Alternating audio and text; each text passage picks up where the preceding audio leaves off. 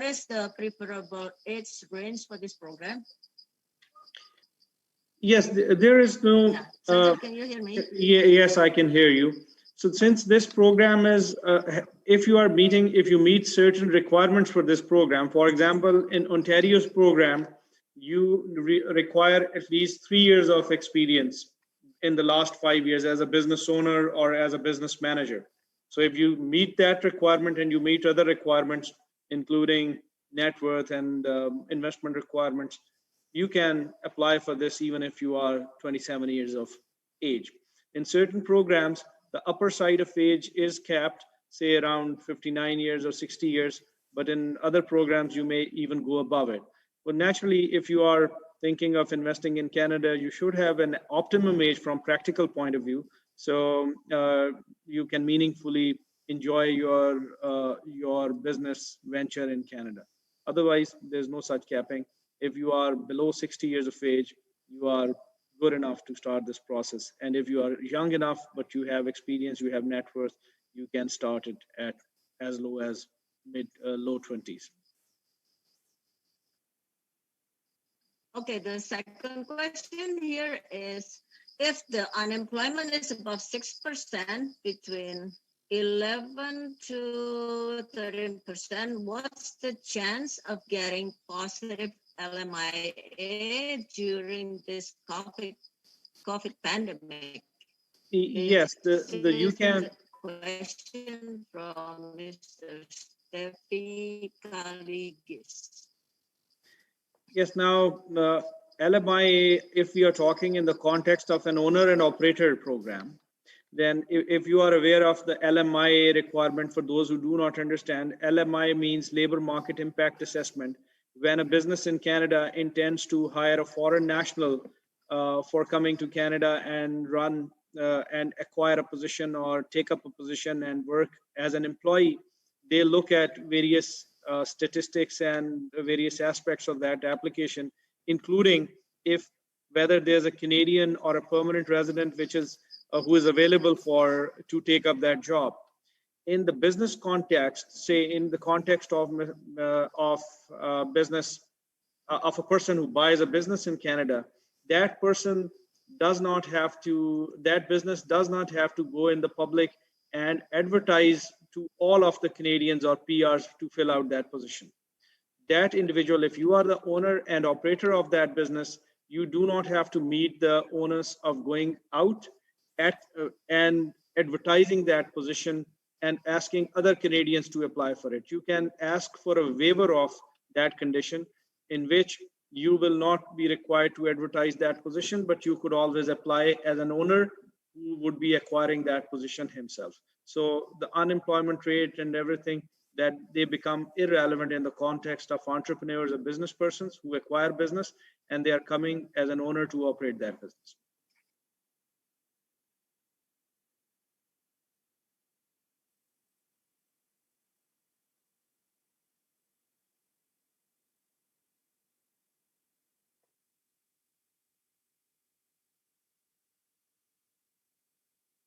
Sorry, Georgina, I can't hear you.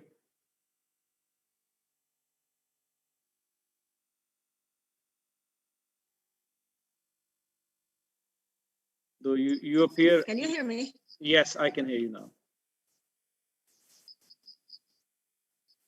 Okay. I would like to ask, is there any certain businesses, are there any certain businesses that are not allowed or not eligible for the PNP entrepreneurs? Yes, there are certain businesses which are not eligible. Now the fundamental principle is that any businesses are okay. Yes, there are. The first principle is that should be a business which is an active active business in which you are actively involved and investing the money and creating jobs and everything, anything which is inactive, for example, you cannot just buy 2 apartments and rely on their income and show that you have an income of, you have a business of earning rental income from these 2 apartments. Similarly, some businesses like pawn brokerage or businesses where you are not putting in an effort and you are only lending money to the Canadians and earning interest on it, generally those businesses are excluded. Now, provinces, they look at the different statistics and data of the businesses. So if a few businesses have already been conducted in that province and there is a saturation of that businesses, for example, if the bed and breakfast business in Toronto may be prohibited because there are already enough businesses in here. So the purpose of these programs is to attract foreign investors or foreign nationals to invest in those segments which require investment and which require job creation. So based on this, there are certain businesses which may be excluded while other businesses may be included. For example, in Ontario, if you are thinking of buying a gas station in $2 million, 2.5, in Toronto itself, there are enough gas stations, so that's excluded. But if you go outside the GTA, that may be included. So yes, there are ineligible businesses. It depends on which province are you going to, which area of the province are you getting into. But the basic principle is that you have to find a business which is active, which is where you could be actively engaged and where you are able to create employment and positively impact the economy.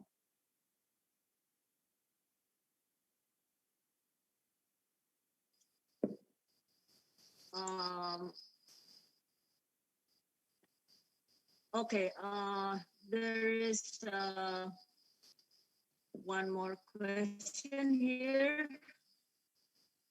Self-employed person, including musicians. I have 20 years of experience in this industry as a professional, but not under any company. I also a music director in many Indonesian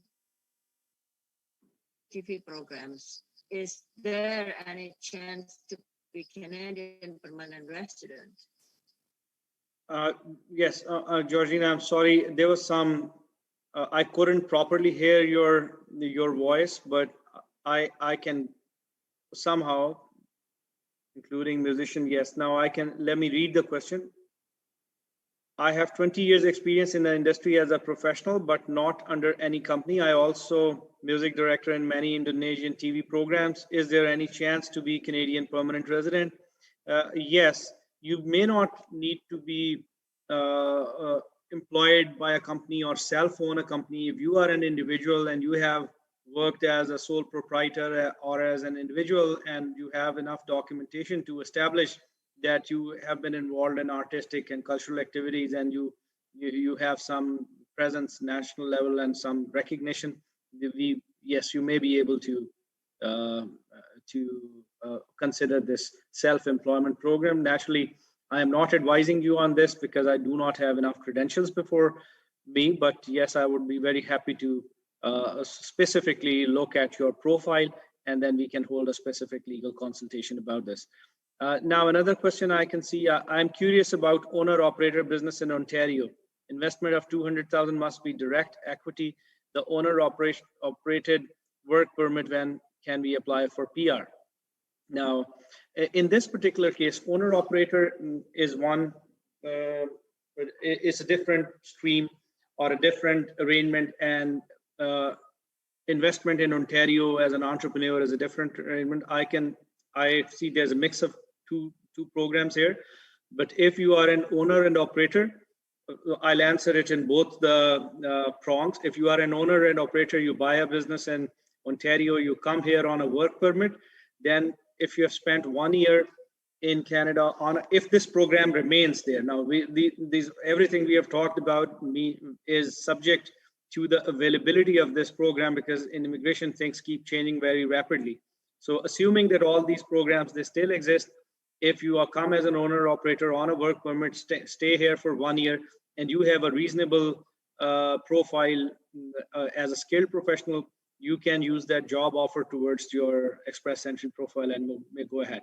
Similarly, if you are coming as an entrepreneur who meets the net worth requirements, who is able to put in $200,000, and then your profile is such, or we strategize it in such a way that you are invited to apply, then you can come as an owner to run that show, to operate that business, and to establish that business. And after 1.5 years, a little more, you can apply to the Ontario government that they support you for the provincial nomination.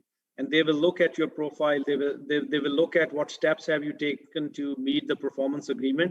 And if you have done everything as per agreement, they nominate you for the PR. And with that nomination certificate, since provincial government cannot grant PR to you, they can nominate you for the PR. You go to the federal government and submit your PR application, and within months or a year or so, you become a permanent resident.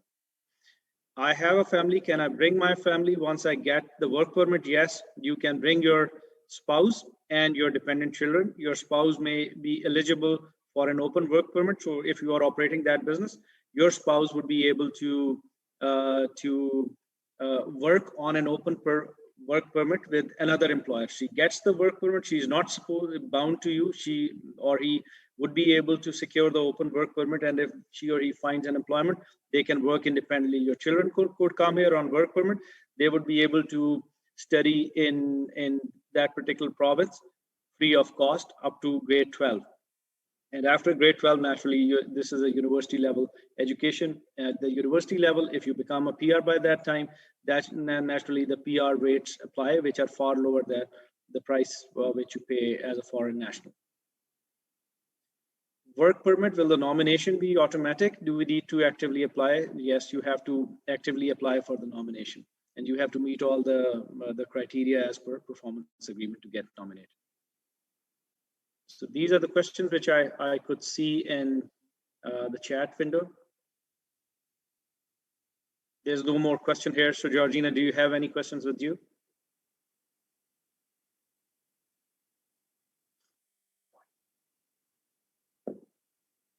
Sorry, I can't hear anybody.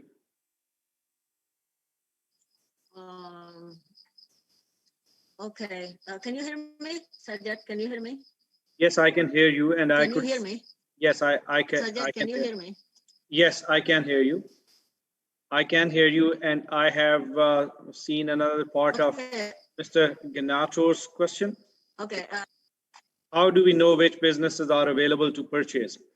As we discussed earlier, I'm a business lawyer, and we are connected to certain business establishments which are in the business of finding businesses for clients. So once you go ahead with this process, then we can definitely work together with those organizations to find an appropriate business for you, which suits your background and which makes it work for you.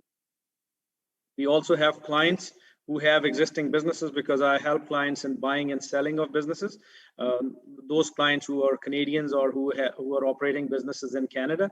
So we may divert some opportunities to you or connect you with those clients. So if you independently negotiate some agreements with those clients, you may be able to do that. Now I have I can see another question. I have a friend in BC wants to open Indonesian coffee roasters, and they want to use my 20 years experience as a coffee roaster for Indonesian coffee, especially a specialty. But according to them, to get LMIA is very slim.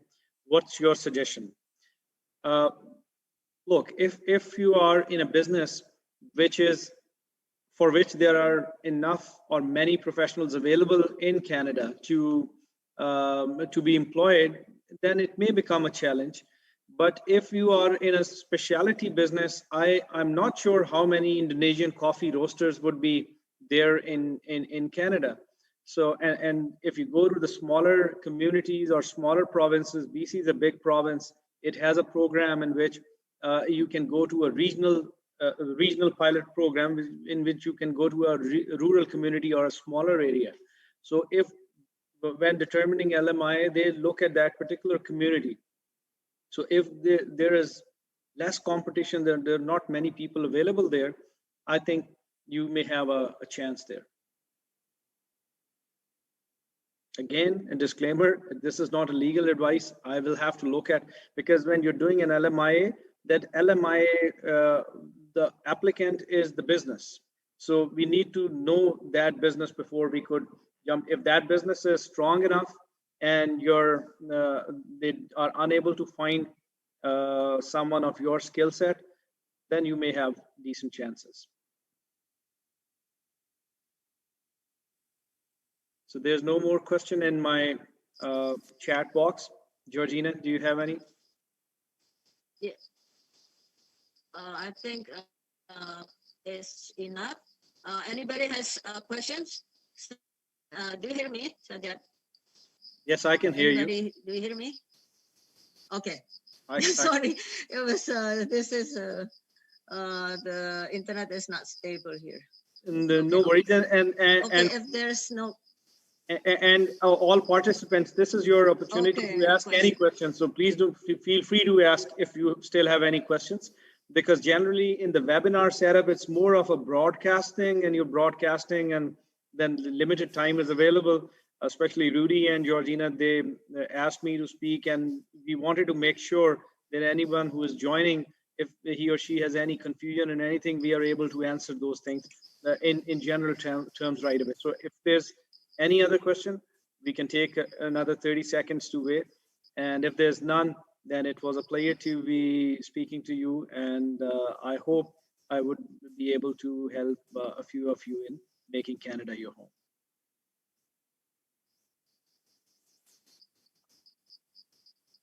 Okay, looks like we have no question at this moment.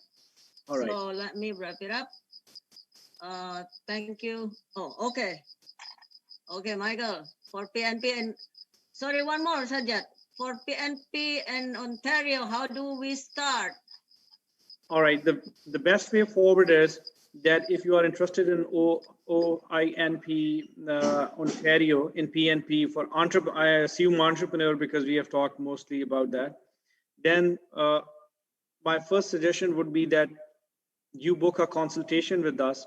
We can send you a couple of questionnaires which you fill out, and then we'll review your profile according to that. And then we can enter into a legal consultation with your specifics in the background. So if we feel you have a chance and you may be able to meet enough point score, then we proceed with this. I don't want to, I want to make it easy for all the clients. So if after that consultation, I feel that there's no reasonable chance of you coming it, I would very candidly advise you. And then maybe we may look for some other program which is more suitable for you. If I feel you have a decent chance or a reasonable prospect of getting it, because it's competitive and it depends on scores and who are the other applicants with you, then in that case, if you feel that you have a reasonable prospect, we can go ahead with that, and we start working on your business concept and the expression of interest submission and everything. So once you receive an ITA, then we work on that application and we make sure that you come to the stage of interview and ahead. If we feel that you have no reasonable prospect of getting into Ontario and there is another program which may be a suitable fit for you, then I can propose you that program, then you can consider that program and go accordingly.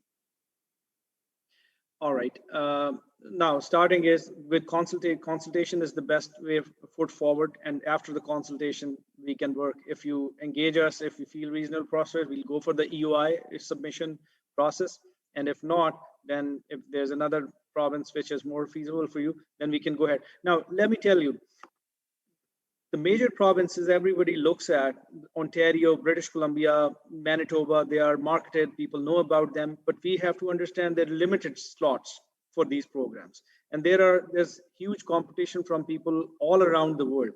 If you are aware of United States investor and entrepreneur programs, there's a program in US called E2 Investor Visa, where you're putting in another $200,000 in the US in establishing a business, but there's no pathway to green card in that program. Now, somehow the Canadian programs, they have been introduced to people who, while deciding to immigrate, look at US and Canada at the same time, when they feel that they can put in $200,000 in Canada and the secure permanent residence, unlike USA, where you're only getting it on a temporary basis, then they start getting interested in Canada. That leads to higher competition. And I would also say that if you get a program where you are putting in money and it just gives you temporary residence and you're living in that particular country year over year without securing PR or green card, then it's better to target a program where 2 years later, 3 years later, you have at least PR and you become a citizen. There's so much which is there's so much certainty and so many privileges which are attached to becoming a PR. For example, you can be a temporary resident, but your children may go to university and pay international fee. On the other hand, if you are a PR, you are paying, instead of $50,000 a year for a child in an undergrad degree, you may be paying $10,000 a year. So you have to look at it. Now, I want to invest in a business in Ontario. I feel PNP Entrepreneur Program owner permits best suits you.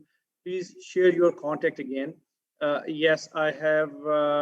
I can share my contact details with you in this chat, as well as Georgina and Rudy. They have those information. That information. How to get simply the information of working at Canada. I am 47 years old, private employee. Please tell me what kind of applying for. Look, if you can find an employer, a genuine employer who is willing to offer you a job, and that employer's credentials are such that he can get you an approval from Service Canada and LMIA approval, then you may be able to work. Okay.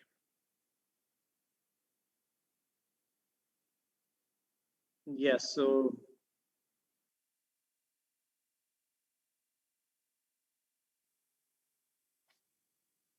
is there? Okay. Yeah. So Baruli, yeah. One last thing. What I yeah, can do? Yeah. Okay. The person asking for my information, I can just provide that information. Georgina has that information. This presentation has that information at the end of it, and I can also in this chat I can put my information, so you can reach us anyway. Yeah. You can. Yeah. Okay. So Okay, anybody, Baruli, do you have any other questions, or anybody has further questions? Basically, if you only want to work temporary, working, not PR, then you need to have a job offer. Correct, Sajjad? You need to have a job offer, right? yes, you need to have a job offer. There may be some other options. For example, if you are a younger person and you are coming on a study permit, you are allowed to work on that study permit for 20 hours in an academic year, and full-time during the duration of during your full-time vacations or holidays. Similarly, once you graduate from here, you may be able to receive an open work permit for up to 3 years maximum. You can, if you've graduated from Canada, you have done a course from here, degree, then you can secure that work permit. Similarly, if you have come as a spouse of an entrepreneur or any of the programs which we discussed earlier, you could always secure an open work permit. On visitor visa, you cannot come and work, because on a visitor visa, you may be only, you should not violate the conditions, and one condition is that you are not working in Canada. But if you're coming on a visitor visa as a family, that's a good idea for an exploration. You can explore various opportunities here, be they business opportunities or employment opportunities. You may try to connect with a few employers, because for anybody sitting in Canada, hiring someone from abroad without knowing the person, without interacting with the person, is a bit difficult. And unfortunately, this immigration industry is scandal laden all over. Abroad, when you are not directly in touch with Canadian lawyers, there are many people who would try to exploit your situation. And we have been reported at various occasions often through our clients who come to us and who wish to sue somebody, that they, some people or agents, they advise them that they could secure them job offers in Canada, and in that garb or in that, they took money like $30,000, $40,000, $50,000 with a fake promise that I can get you a job, and you can pay me $40,000, $50,000, and ultimately, that's a criminal offense. That's a requirement for. If you are part of that program, then you may be criminally implicated, and then there's a likelihood that that person would never pay your money back, and you would have lost that money. So it's better to then come yourself, visit Canada once the travel restrictions are loosened, research your opportunities, research the universities, research the businesses, talk to people, and have control of your fate in your own hands. I thank you, everybody, and thank you very much, Georgina and Rudy, for your kind support in this particular program.